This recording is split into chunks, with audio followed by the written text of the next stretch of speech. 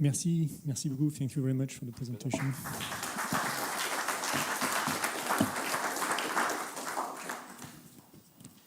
Last but not least, le dernier mémoire de la session. Ah ben c'est encore en anglais. Non, il n'y a que le titre en anglais. Vous essayez de me piéger. Après, c'est là. comme vous voulez. Ok, Wind Assisted Propulsion Systems. En franglais. Wind Assisted Propulsion Systems, a key to reduce CO2 and methane emissions. Frédéric Desbarres, Total Energy. Bonjour à tous. Donc, je suis le dernier entre maintenant et votre dernier café. Donc, je vais vous présenter les travaux qu'on a fait. Si tu peux mettre la slide suivante, Régis, s'il te plaît. Donc, je suis responsable de l'innovation et du digital pour la direction GNL de Total Energy, donc gaz naturel liquéfié. Et donc, mon axe à moi, c'était de voir dans quelle mesure on pourrait décarboner une partie de notre activité, donc la partie transport maritime de notre GNL, sachant qu'on a en plus l'avantage d'avoir une grande partie de notre GNL qui vient des États-Unis, donc qui partent à droite ou qui partent à gauche. On traverse soit l'Atlantique, soit le Pacifique. Et donc, on a des vents plutôt intéressants et donc on peut avoir un gain intéressant grâce au Vélic. Alors, ce que je vais vous présenter, même moi, quand j'envoie un PowerPoint, il y a des décalages. Donc, ce que je vais vous présenter, c'est un petit peu dans la continuité d'études qui ont déjà été faites, déjà présentées lors de différentes conférences, que ce soit au Gastech ou au Congrès mondial du gaz au mois de février. Et donc, ce qu'on a pu voir, il y a deux aspects dont je vais vous parler ce soir. C'est d'abord des essais en soufflerie qu'on a fait pour évaluer l'interférence entre deux rotors, et finalement, c'est la continuité d'essais qu'on a fait l'année dernière avec des rotors simples qu'on a pu tester à haut nombre de Reynolds. Donc, on a réussi à les tester jusqu'à 1 million.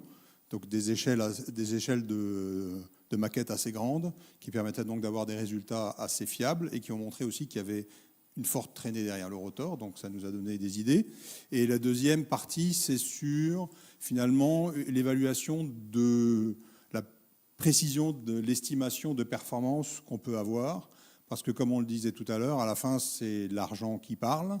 Et Total Energy étant affréteur, moi, mon rôle, ça a été d'effectivement essayer de définir, de trouver les outils et d'être sûr que les données d'entrée étaient fiables et que les outils étaient fiables dans l'estimation du gain qu'on allait avoir et qu'à la fin, on n'avait pas effectivement, comme on le disait tout à l'heure, on visait la Lune avec des pourcentages très élevés et puis la réalité n'était pas celle qu'on voulait. On fait ça une fois, la deuxième fois, on ne vous écoute plus et on ne met plus de voile. Donc, on a travaillé sur la partie essai en soufflerie avec l'IAT, l'Institut aérotechnique de Saint-Cyr-l'École, pas très loin d'ici. Et sur la partie routage, on a travaillé avec DICE Engineering, qui est une start-up basée à Nantes. Suivant, s'il te plaît. Donc, d'abord, les essais en soufflerie. Donc, on fait ça dans la soufflerie de l'IAT, qui a l'avantage d'avoir une veine assez large, qui fait donc 3 mètres de haut, 5 mètres de large et 10 mètres de long. Et on a donc pu mettre des maquettes de 2,40 m de haut, de rotor, qui étaient capables de tourner jusqu'à 4000 tours minute, qui permettaient donc d'atteindre le Reynolds de 1 million. Alors, pour les essais avec deux rotors, que vous voyez sur la photo de droite, donc on a un rotor qui est sur la balance principale de la soufflerie, et puis le deuxième rotor qu'on a positionné à différents endroits. Alors, plus on s'éloignait du rotor principal, moins on avait d'angle, parce que la largeur de la veine, elle était ce qu'elle était. Et à 4 diamètres de distance entre les deux rotors, on a pu justement la mettre sur le plateau et faire 360 degrés autour du rotor qu'on mesurait principalement. Un 12e, blablabla. Suivante. Donc ce qu'on a pu voir, c'est d'abord effectivement qu'on a clairement une incidence d'un rotor sur l'autre. Que assez logiquement, plus on s'éloigne, plus l'incidence se réduit. Mais elle reste quand même assez importante, même à 12 diamètres. Et ce qu'on voit, c'est que cette incidence, elle est double. D'abord, on augmente la traînée fortement. On voit qu'on la double quand on est à angle serré. Et puis, on diminue également la portance de notre deuxième rotor, enfin de notre premier rotor à cause de l'influence du deuxième. Donc la portance, elle monte seulement, effectivement, on voit, Quand on est proche, on est seulement à 0,6 et on arrive à nouveau à atteindre 1 que quand on est à un angle assez important ou à une distance assez importante.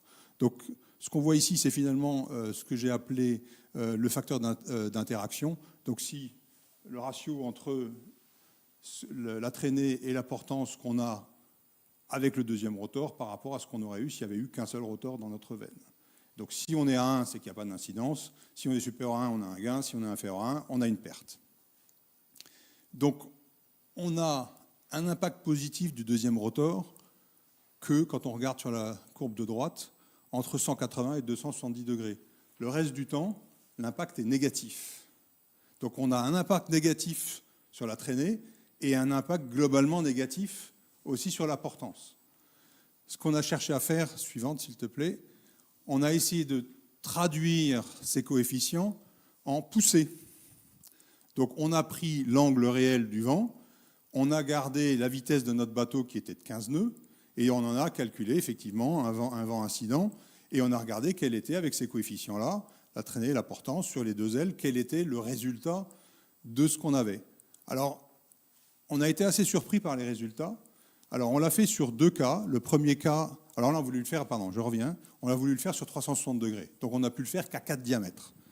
Ce qui est assez peu, mais si on regarde les navires où on cherche finalement à mettre 2 rotors, un sur bâbord, un sur tribord, 4 diamètres, c'est pas si con que ça.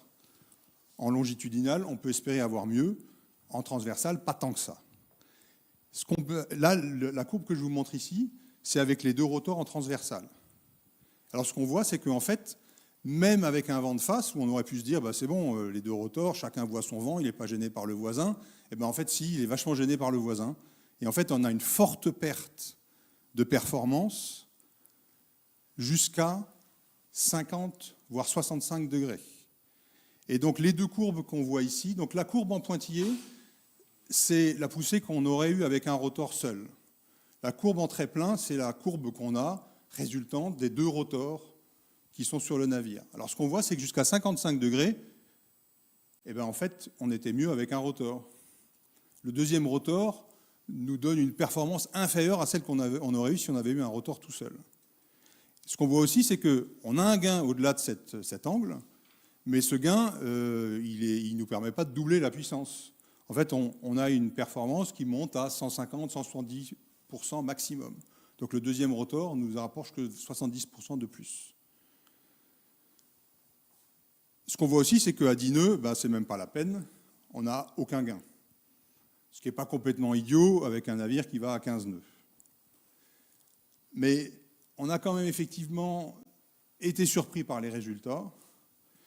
Alors pas tellement quand effectivement on a une aile qui est au vent, qui va perturber l'aile qui est sous le vent, mais ce qu'on peut voir, c'est qu'en fait ça marche aussi dans l'autre sens. L'aile sous le vent va aussi perturber l'aile au vent. Et donc on a fait des essais supplémentaires qui sont en train d'être finis pour justement voir dans quelle mesure, quand on augmente la distance à 8 ou à 12 diamètres, on a aussi cet effet de l'aile au vent qui est perturbée par l'aile sous le vent. Donc, ce qu'on peut voir en tout cas, c'est que 1 plus 1 n'est pas égal à 2 quand on veut parler de Vélic. Suivante, Régis. La deuxième partie dont je vous parlais, c'est effectivement le routage. On l'a déjà entendu tout à l'heure, le routage est super important si on veut avoir un bénéfice important des voiles. Les simulations qu'on a pu faire montrent que le routage augmente entre 50 et 100% l'économie de carburant qu'on peut obtenir grâce à nos ailes sur notre bateau. Le navire qu'on a utilisé et celui qu'on a utilisé depuis le début de nos simulations, c'est un méthanier, donc on est sur un gros bateau, 300 mètres de long, 15 nœuds et des poussières. Et pour avoir une performance suffisante, on a mis 6 ailes. Alors on a mis 6 ailes, mais on a pris les performances telles que nous les donnaient les fournisseurs de solutions Vélic, sans effectivement nécessairement que cette problématique d'interférence ou d'interaction entre les ailes soit bien prise en compte.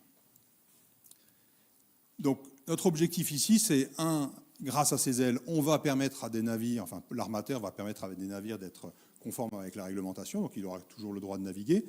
Puis le deuxième, on l'a déjà vu avec l'Alcyon, on va économiser du carburant, on va payer moins de taxes. Alors nous, on a effectivement une bonne partie de notre GNL qui vient en Europe, donc on peut bénéficier de FuelEU, d'ETS sur le CO2 et demain sur le méthane. Et l'autre avantage sur un méthanier, c'est que la cargaison s'évapore, on la brûle pour faire avancer le bateau, moins on en brûle, plus on laisse de GNL à bord si on peut le reliquéfier, et donc plus on en livre, et donc en plus on a un gain avec du GNL additionnel qu'on peut vendre. Donc tout bénéfice. Les simulations qu'on a pu faire montrent qu'effectivement, une bonne manière d'anticiper les gains futurs, c'est d'utiliser de la donnée passée et de faire des calculs statistiques en grand nombre pour essayer de voir justement sur une dizaine d'années qu'est-ce qu'on aurait eu dans le passé comme économie et se dire qu'on aura quelque chose de similaire dans le futur, même si avec le réchauffement climatique, il y aura peut-être des évolutions sur les différents profils de vent. Ce qu'on a pu voir, c'est que la meilleure manière d'y arriver, c'est d'utiliser des données réanalysées. Donc en fait, les données passées ont été réanalysées et on permet d'avoir effectivement des valeurs dans lesquelles on peut avoir confiance sur les vagues, sur le vent. Le problème, c'est que en fait, on a ces données qui ont été réanalysées. Donc quand on fait notre optimisation, là, le routage, il va prendre de la donnée où on sait, au moment où on part, quelle va être la météo partout sur la planète pendant toute la durée du voyage. Donc on a une super boule de cristal qui nous permet de passer exactement au bon endroit pour avoir le vent maximum au bon moment. Suivante, s'il te plaît. Et donc c'est ce qu'on a appelé l'effet boule de cristal, qui fait que finalement, on va vraisemblablement là surestimer le gain qu'on va avoir, puisqu'on sera loin de la réalité que le bateau va rencontrer, où finalement, le matin, on a la météo, on regarde par où il faut passer, et puis le lendemain, on a une nouvelle météo qui ne va pas forcément être la même que celui de la veille. Et donc, cet effet boule de cristal, on a cherché à comprendre, justement, quels étaient les facteurs qui l'influençaient, et qu'est-ce qui nous permettrait d'avoir des simulations plus pertinentes. Parce qu'on a fait des simulations, justement, pour estimer cet effet boule de cristal, en faisant de la météo, enfin du routage opérationnel, où au lieu de prendre de la donnée réanalysée, en fait, on prenait des statistiques de prévision météo. Donc tous les jours, on lançait une nouvelle simulation avec une ancienne prévision météorologique, mais ça voulait dire que finalement, au lieu de faire une simulation pour un voyage, vous en faites 30 sur les 30 jours de voyage. Ça commence à coûter un petit peu en temps de calcul. Suivante, s'il te plaît, Régis. Alors voilà comment ça se passe. Donc, jour numéro 1, on fait un premier routage météo avec la météo du jour 1. Le lendemain, on refait un nouveau routage, et ainsi de suite pendant toute la durée du voyage. Donc ce qu'on voit bien se distinguer ici, c'est qu'on a la courbe en trait pointillé, c'est finalement l'orthodromie. C'est celle qu'on aurait suivie si on n'avait pas eu de voile et qu'on n'aurait eu que notre machine qui brûlait du gaz. La route rouge, c'est celle qu'on calcule avec la donnée réanalysée, donc la route optimale. Et la route noire, c'est la route qu'on réellement on va trouver si on fait un nouveau routage tous les jours. Suivante, Régis, s'il te plaît. Donc on voit qu'on a un bon écart, et que pendant la durée du voyage, on prend des options qui finalement, ça veut dire le lendemain être fausses, et tous les jours, le routage corrige pour trouver le meilleur compromis le jour J. Alors là, on voit finalement une route noire qui n'est pas si loin de la route rouge, mais si on regarde sur la slide suivante, il y a des voyages où on s'en est éloigné fortement. Avec une connaissance parfaite de la météo, finalement, la meilleure route, elle est très sud. Mais quand on regarde la météo qu'on avait au démarrage, en fait, on était plutôt orienté vers le nord. Et à aucun moment, avec les données de prévision qu'on avait, on aurait imaginé qu'il fallait prendre une route sud. Donc on a là, on voit apparaître effectivement un grand écart entre le routage optimum et le routage réel qu'on peut avoir dans des conditions opérationnelles. Suivante, s'il te plaît. Alors, on a cherché à comprendre d'où ça venait. Donc, on a regardé ça sur 3 routes typiques pour nos méthaniers, donc une transpacifique, une transatlantique et une transocéan Indien, pour le GNL qui vient d'Afrique de l'Ouest et qui irait en Asie. On voit que sur ces 3 océans, on a finalement des conditions de vent qui sont assez différentes et assez typiques. Certaines viennent effectivement surtout sur le quart supérieur, et puis sur l'océan Atlantique, on a finalement une répartition beaucoup plus large. Et on a fait ça sur 3 systèmes véliques différents, le rotor Flettner qu'on a vu installé sur l'Alcyone, mais également sur une aile articulée, donc une aile rigide articulée, et sur une aile aspirée, type turbovoile de l'Alcyone initiale.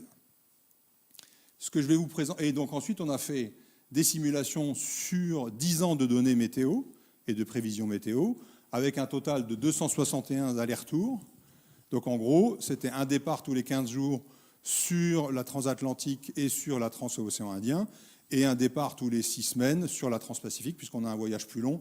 Donc pour arriver au même nombre de voyages, on n'avait pas exactement la même fréquence. Suivante, s'il te plaît. Donc voilà les résultats qu'on a obtenus. Alors on a testé 3 systèmes. Je les ai anonymisés ici. Donc il y a le système 1, le système 2, le système 3. Je ne vous dirai pas lequel est lequel. Ce qu'on voit par contre, c'est que déjà en noir, on a un gain, même sans voile. Donc, le routage sur un navire non équipé de voile, ça fait déjà sens. On peut déjà économiser pas mal. Et ensuite, selon le système vélique qu'on a, on a plus ou moins de gains. On voit typiquement qu'effectivement, le système numéro 3, on a des gains qui peuvent monter jusqu'à presque 20%. Je vous rappelle, on a 6 ailes sur notre méthanier qui va à 15 nœuds et demi. Et le système numéro 1, qui lui a plutôt des gains qui vont sur certains océans, on plafonne à moins de 10%. On voit également qu'effectivement, océan Atlantique, c'est le meilleur, vient le Pacifique, et l'océan Indien, on a des résultats qui sont un peu moins bons, aussi parce qu'on a moins d'options de routage par rapport aux alizés et aux zones contraintes du trajet. Donc ça, c'est la performance qu'on a en ayant supprimé l'effet boule de cristal. Et donc cet effet boule de cristal, slide suivante s'il te plaît, on le voit apparaître en comparant ce résultat avec le résultat qu'on aurait obtenu avec de la donnée réanalysée. Donc les pourcentages que je vous montre dans cette courbe-là, c'est des pourcentages relatifs. Donc typiquement, si on avait un gain de 20%, moins l'effet boule de cristal qui est de 10%, on arrive à 18%. Donc on n'est pas en train de diviser par 2 les performances, mais on est quand même en train de potentiellement perdre des gains qu'on aurait estimé avoir. Et si effectivement on est un ROI qui est tout juste, eh ben, il vaut mieux qu'on sache de quel côté du tout juste on est. Donc on voit là aussi que selon l'océan, on n'a pas le même effet boule de cristal, et selon le système vélique, on n'a pas le même effet boule de cristal du tout. Alors, il se trouve qu'on voit quand même effectivement le système qui est le plus performant, donc celui qui va gratter les derniers pourcentages, et aussi celui qui est le plus exposé à l'effet boule de cristal, ce qui n'est pas totalement surprenant.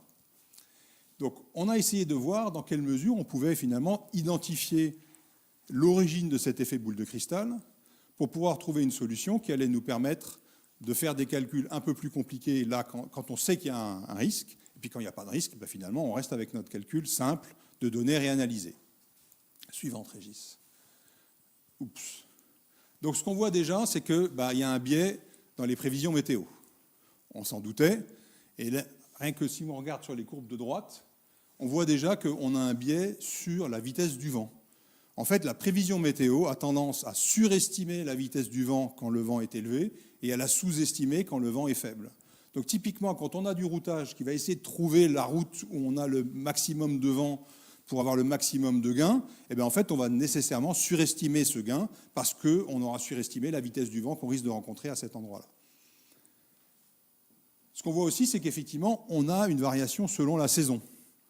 On a en hiver et un petit peu moins en automne une plage beaucoup plus grande d'effet boule de cristal et un niveau moyen d'effet boule de cristal qui est plus élevé que sur l'été. Donc on voit que quand effectivement on a l'hiver en général des vents un peu plus forts, eh ben, on a un effet boule de cristal qui est plus fort que l'été où on a une météo plus clémente. Suivant. La deuxième partie qu'on essaie de regarder, c'est finalement la sensibilité intrinsèque de chacun des systèmes véliques à la vitesse du vent et à l'angle du vent. Donc, ce qu'on peut voir, c'est en haut, ce sont finalement les courbes polaires. Donc, la courbe polaire, on en a parlé tout à l'heure, c'est finalement ce qui caractérise la performance du système vélique. Donc, en gros, c'est quelle est la puissance thermique qu'il faut ajouter au voile pour atteindre la vitesse de 15 nœuds dans notre cas, où c'est un réseau de courbes de vitesse avec différentes vitesses de vent. Donc on regarde finalement de combien de mégawatts on a besoin au niveau de l'hélice pour atteindre la vitesse de 15 nœuds, sachant qu'on a déjà le bénéfice de l'aile en fonction de l'angle et de la vitesse du vent. Alors, ça fait des réseaux de courbes un petit peu compliqués à analyser, donc on a simplifié tout ça en faisant une moyenne sur l'ensemble des vitesses. Et donc là, on a finalement une courbe unique. Et on voit déjà, rien qu'à la forme de cette courbe unique, que la sensibilité ne va pas être la même selon le système qu'on a à bord. on prend par exemple la courbe de droite, celle où il n'y a pas de voile, on voit qu'on a quelque chose d'assez plat. Et donc finalement, si vous regardez sur le travers, si vous vous trompez d'angle dans votre prévision météo, ça ne va pas changer grand-chose parce qu'on est dans la zone de la courbe où finalement on a à peu près la même puissance nécessaire, quel que soit l'angle du vent qui va arriver sur le navire. Ce qui n'est pas du tout le cas sur le système numéro 3, où on est beaucoup plus raide, et donc typiquement autour de 20 à 25 degrés de vent. Si vous vous trompez de quelques degrés dans votre prévision, vous allez avoir finalement une performance bien différente de celle que vous attendiez, et donc un effet boule de cristal bien plus important. Suivante, Régis. On a retraduit ça finalement en sensibilité des polaires. Donc là encore, selon la vitesse du vent et l'angle du vent. Donc en haut, vous avez la sensibilité. Donc c'est finalement combien de kilowatts on doit ajuster la puissance nécessaire au niveau du moteur si on a 1 degré d'écart sur l'orientation du vent. Et en bas, la même sensibilité, combien de kilowatts si on a 1 nœud d'écart sur la vitesse du vent qu'on attendait de recevoir. Ce qu'on voit, c'est que finalement, effectivement, le système sans voile est beaucoup moins influencé par l'angle et par la vitesse du vent. On s'en doutait un peu, il n'y a pas tellement de fardage.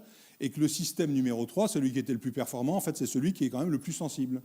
Et que, finalement, on le voit à certains angles, une petite erreur d'estimation ou de prévision de l'angle ou de la vitesse du vent va avoir une grande incidence sur la puissance qu'on va devoir mettre pour atteindre la vitesse de 15 nœuds. Là encore, Régis, on a simplifié la courbe en n'en mettant qu'une.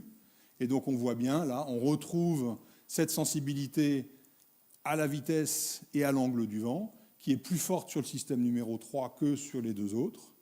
Et on retrouve la même corrélation quand on regarde finalement, on met en relation cette sensibilité de la polaire avec l'effet boule de cristal qu'on a pu mesurer sur nos simulations, nos 251 voyages. On voit bien que le système numéro 3 est celui qui a la sensibilité à l'angle et à la vitesse du vent qui est la plus grande et qui a l'effet boule de cristal le plus important. Donc on sent bien là, on voit bien apparaître finalement cette sensibilité à l'angle, à la vitesse du vent qui dépend du système. Et donc on voit venir un indice, tu peux mettre la dernière slide, un indice de boule de cristal qui nous permettra, en faisant dans un premier temps la simulation avec les données réanalysées, donc celle qui est simple, on va pouvoir voir quels sont les angles et les vitesses de vent qu'on rencontre sur ce voyage-là. Si les angles et les vitesses de vent qu'on rencontre sont des angles et des vitesses de vent qu'on sait être sensibles et provoquer de l'effet boule de cristal, on sait que c'est un voyage qu'il va falloir recalculer avec la méthode opérationnelle, avec une simulation tous les jours, avec une nouvelle prévision météo jour par jour. Si on ne rencontre pas les angles et les vitesses, on se dit qu'il y a peu de chance, on n'a pas un grand risque d'effet boule de cristal, et donc on a intérêt à garder le résultat de la simulation avec les données réalisées et pas relancer un jeu de simulation. Et donc l'idée derrière, c'est finalement d'obtenir, grâce à cet indice de sensibilité effet de boule de cristal, une nouvelle méthodologie qui va être optimisée d'un point de vue du résultat, donc plus juste en effaçant cet effet boule de cristal, mais sans nécessairement faire exploser le nombre de simulations et d'avoir quelque chose de pratique pour pouvoir faire assez rapidement, selon le navire, selon les routes qu'on veut faire avec ce navire, une estimation des gains qu'on peut avoir grâce aux voiles qu'on aura mis à bord de ces bateaux-là. Je crois que j'ai fini. Merci.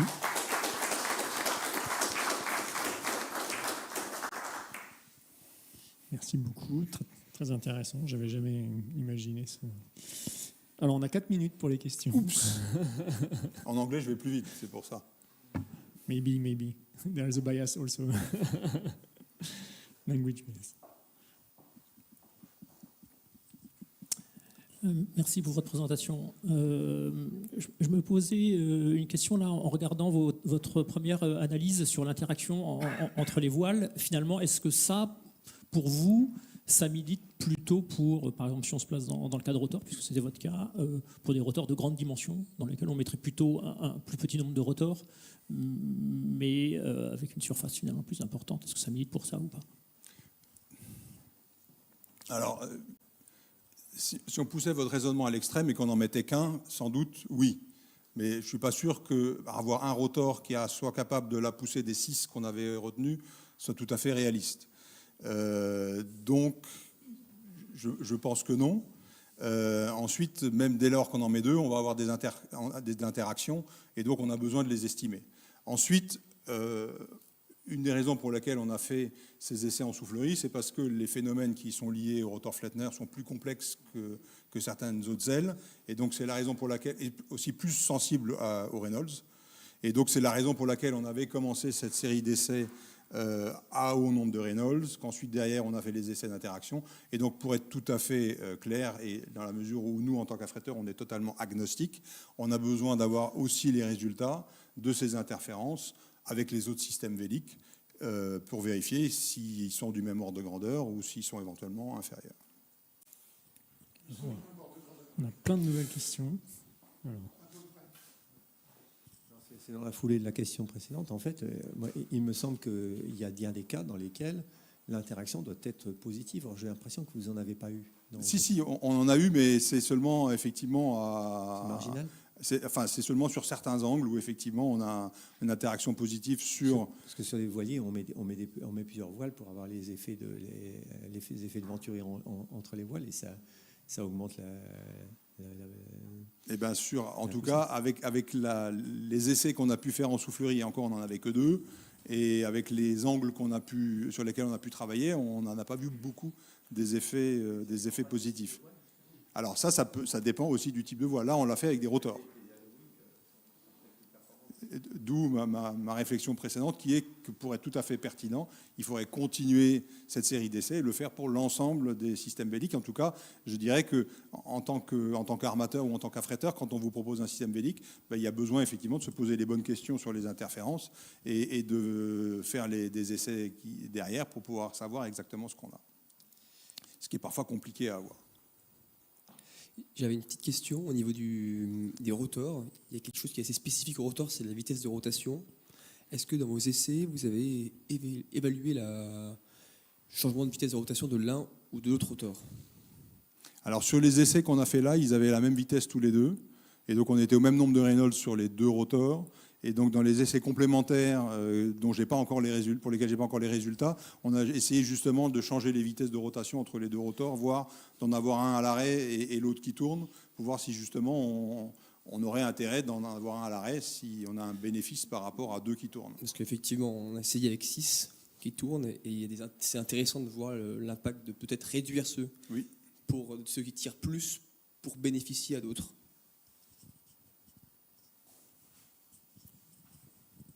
J'ai noté une dernière. Question sur les essais LIAT. Est-ce que vous vous êtes servi de ces résultats d'essais pour calibrer des modèles, de la simulation d'interférences entre rotors? C'est un sujet complexe. Pas encore.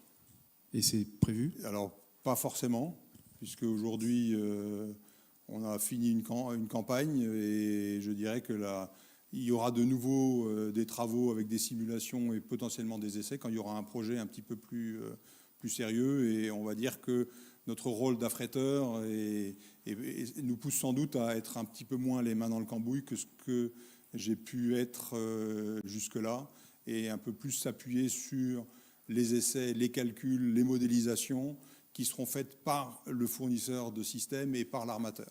Mais je dirais que là, on a quand même déjà mis le doigt sur un certain nombre d'incertitudes, ou en tout cas de questions qu'il faut se poser quand on vous présente des résultats, quel que soit le niveau des bénéfices qu'on vous présente. Mais dans un monde idéal, oui. Enfin, après, et c'est une des raisons pour lesquelles ces essais-là vont être publiés. Et si nous, on ne fait pas ces simulations, on espère que quelqu'un d'autre utilisera les résultats des essais en soufflerie pour les faire. Alors, je donne une dernière question avant de laisser la main à Alain pour la conclusion de la session. Juste une petite question, le système qui marche le mieux, le 3, c'est quoi? Mais si je ne l'ai pas écrit, c'est pour vous le dire okay, à l'oral quand même. D'accord. Bon, j'ai essayé. Sinon, en tant qu'affréteur, vous influencez les armateurs à faire ces travaux-là. Comment ça se passe en fonction des recommandations d'installer tel type de voile? Alors, nous, on est agnostique. Donc, il faut que l'armateur nous propose un système avec lequel, lui, il est à l'aise. d'un point de vue opérationnel, d'un point de vue coût, etc., etc. Et avec des résultats, effectivement, où il ne va pas nous dire, ah ben, moi, je ne sais pas, ils m'ont dit que ça valait tant et je les ai crus sur parole. Donc on voit bien qu'effectivement, un des objectifs, et j'espère l'avoir atteint en faisant tous ces essais-là, c'est de ne pas croire sur parole les performances qu'on vous annonce, et qu'il faut effectivement être un peu critique et titiller le fournisseur de solutions ou l'armateur sur l'origine des performances et qu'est-ce qu'il a fait comme essai, comme calcul pour arriver à la performance qu'il a annoncée. D'accord, merci. Merci. Merci pour la présentation, pour les questions.